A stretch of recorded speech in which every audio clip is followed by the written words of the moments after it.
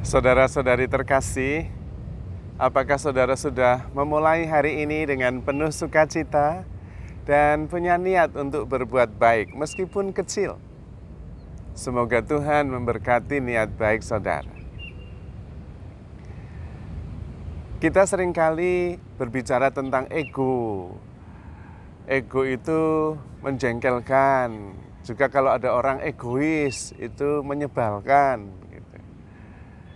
Kadang-kadang kita mengikuti ego. Sebetulnya apa sih ego itu?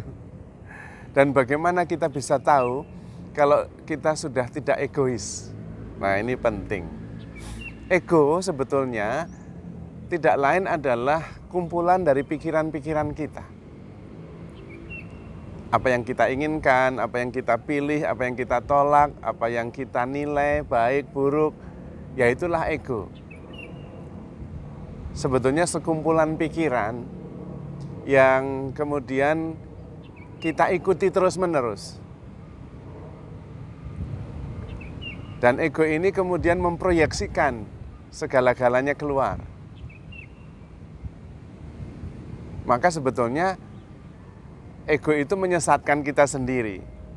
Karena ego ini menciptakan dunia kita. Kita menciptakan dunia tetapi hasil dari proyeksi ego itu. Seperti misalnya, perumpamaannya itu kita seperti di dalam rumah, itu rumah kita. Tetapi kita berada di sebuah ruangan dan mulai mengumpulkan barang-barang. Lalu ada orang yang tanya, ngapain kamu di situ? Ini saya mau itu. Loh ini rumahmu loh. Kamu kok ini ingin itu, ingin ini. Itulah ego. Ego tidak sadar bahwa dunia ini adalah milik kita. Ego tidak sadar bahwa segala-galanya adalah proyeksi dirinya sendiri. Apa yang ada di dalam dirinya diproyeksikan keluar, lalu diinginkan sendiri. Itulah ego. Itu seperti dalam perumpamaan anak yang hilang. Ada anak si bungsu yang hilang dan ada anak yang sulung. Anak yang sulung itu di rumah bapaknya. Semuanya itu adalah miliknya. Milik bapaknya ya milik dia. Tetapi si sulung ini tidak merasa kalau itu miliknya. Malah minta kepada bapaknya, selama saya bekerja untukmu dengan rajin, engkau tidak pernah menyembelih satu ekor anak kambing pun untuk saya. Bapaknya bilang, lah wong ini semua milikmu loh. Itulah ego. Ego tidak tahu bahwa segala-galanya adalah miliknya sendiri. Ego tidak tahu bahwa kita itu jadi satu dengan semesta ini. Kita ada di sini. Dan seluruh dunia ini adalah kita. Proyeksi ego sendiri. Nah, bagaimana kita tahu kalau ego itu mulai menyusut? Kita tahu ketika kita bermeditasi, kita meletakkan semuanya. Keinginan kita taruh dulu, status kita letakkan dulu, nama baik itu semua adalah proyeksi ego kita letakkan. Harga diri itu adalah proyeksi ego kita letakkan. Sampai kosong, sampai tidak ada apa-apa. Lah memang bukan kita. Lalu akhirnya ketemu yang sisa, yang bukan produk ego. Lalu kita bisa tenang dan diam, silence. Lalu muncul true self, bukan ego.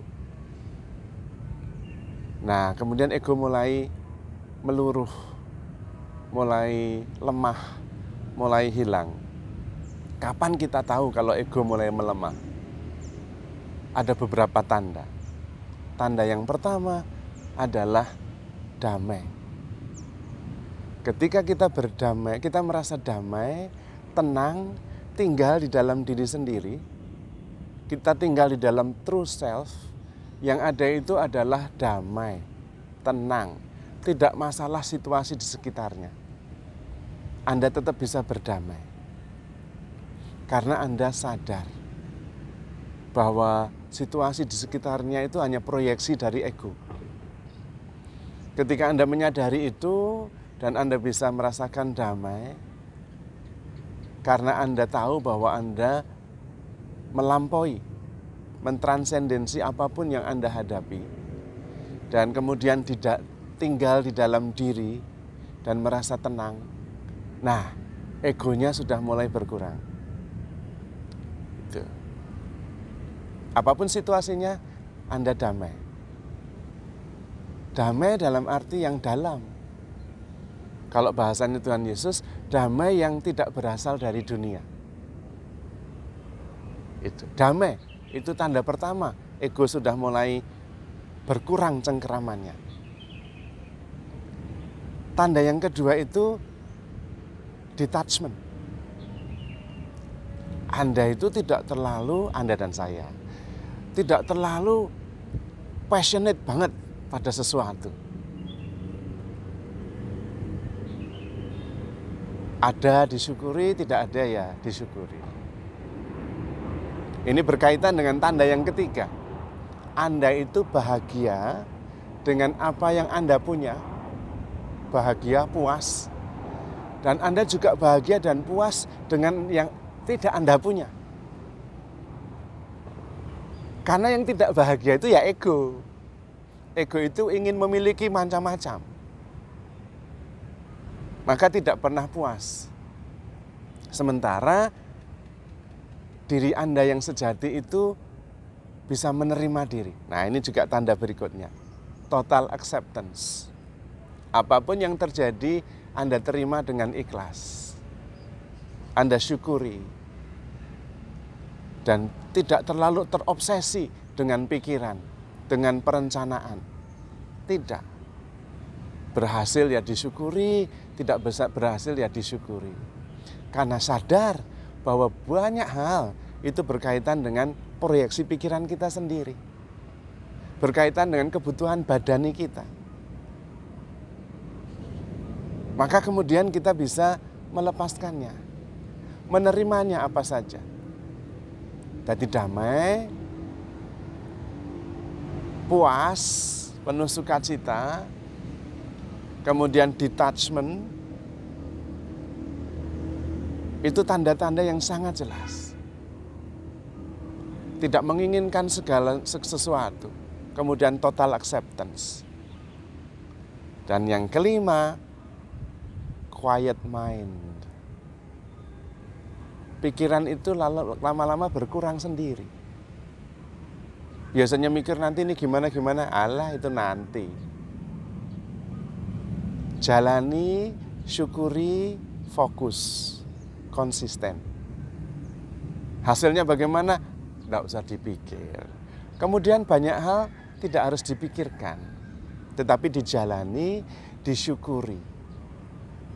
Banyak hal yang kemudian tidak terlalu menjadi obsesi kita. Karena kemudian sadar bahwa segala yang kita inginkan adalah proyeksi pikiran kita sendiri. Dan kita menghabiskan waktu, usaha, tenaga untuk sesuatu yang memang sudah menjadi milik kita. Seperti si sulung dalam kisah anak yang hilang itu. Kita saja tidak sadar bahwa kita sudah memiliki segala-galanya. Lalu ingin kita miliki, kita pegang. Lah ya enggak bisa. Coba perhatikan orang yang meninggal. Apa yang dia bawa? Dengan segala usaha, kerja keras itu. Apa yang dia bawa? Enggak ada. Lah memang enggak ada yang bisa dipegang, enggak ada yang dimiliki. Itu ilusi pikiran saja. Oh, tapi ini untuk anak cucu saya. Lah iya, tapi dia bawa apa? Dia punya keluarga apa itu sesudah pergi? Enggak ada. Semua itu ilusi saja. Kalau bahasanya pengkhotbah, segalanya sia-sia, belaka. Persis. Sia-sia. Karena itu hanya proyeksi akal budi kita sendiri. Ketika kita mengarahkan perhatian ke dalam dan mengenal diri sendiri sebagai pribadi yang mempunyai roh yang tanpa batas,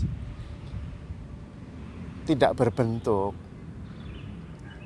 tidak menua, dan karena itu menyatu dengan semesta. Nah, ya tidak menginginkan apa-apa, wong memang sudah ada di dalam diri kita segala-galanya. Bersatu dengan yang ilahi, bersatu dengan Tuhan sendiri. Roh kita berasal dari roh ilahi. Ya sudah, kita tidak menginginkan apa-apa. Segalanya sudah ada di dalam diri kita. Lalu gerakannya bukan proyeksi keluar, tapi masuk ke dalam. Dan kemudian menemukan diri kita sendiri. Dan berdiam di situ dalam kedamaian. Lalu banyak hal bisa kemudian diletakkan, diikhlaskan. Diterima apa saja yang terjadi. Dihadapi dan disyukuri segalanya. Karena semua adalah rahmat. Semua adalah anugerah. Dan kemudian ada kerinduan mendalam dalam kedamaian untuk tinggal bersama dengan roh yang berasal dari Allah sendiri. Dan kemudian disitulah kita hidup di dalam roh. Keinginan-keinginan daging, keinginan-keinginan duniawi sudah kemudian kehilangan cengkeramannya. Kita bisa melepaskannya, kita bisa menerima apa saja, dan selalu bersyukur. Karena sadar bahwa kita ini tanpa batas. Kita memiliki segala-galanya, terutama karena kita memiliki kasih Allah. Allah mengasihi kita tanpa batas, menemani kita selalu. Dan karena itu merasakan kedamaian yang tidak berasal dari dunia ini. Selalu merasa dicintai oleh Allah yang memang sangat mengasihi kita. Maka handle yourself with care because you are loved. Tuhan memberkati.